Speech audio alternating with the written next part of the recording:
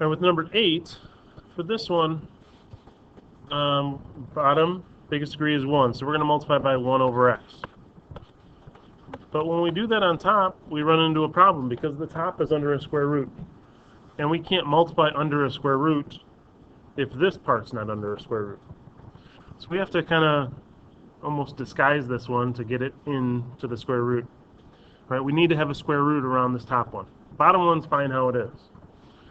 But I can't just put a square root over this and have it be the same thing. So I have to balance things out. If I put a square root over the top one, what's the opposite of taking the square root? Squaring it. So if I take the square root and square it at the same time, really they're kind of canceling each other out, right? So we still have the same thing. So I'm going to write it this way: square root of 1 over x squared. Right? That's still same as 1 over x. For the most part, really, it should be like 1 over absolute value of x, but we'll talk about that in a little bit. But now that we've written it this way, it's going to be able to fit under the square root, and we can distribute it to each of these. So we have limit as x approaches negative infinity of the square root of 9 plus 2 over x squared all over 4 plus 3 over x.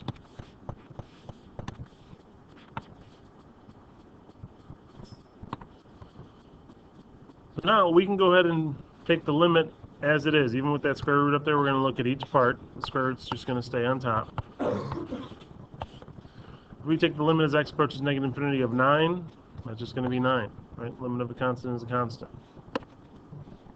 All right. Limit as x approaches negative infinity of 2 over x squared, that's going to be 0.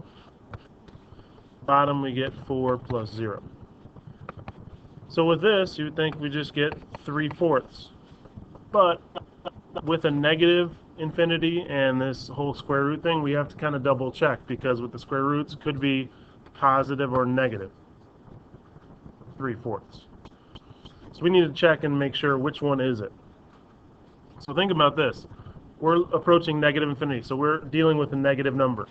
If we put a negative number in the top, doesn't matter. Negative is getting squared. We're going to have a positive number under the square root.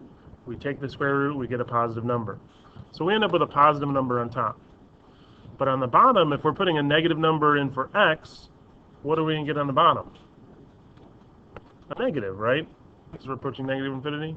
We're going to get a negative on the bottom. So positive divided by negative means that we're going to end up with a negative 3/4 for this limit. And that kind of ties in with the whole absolute value thing. But basically with the square roots and negative, you want to double check and make sure.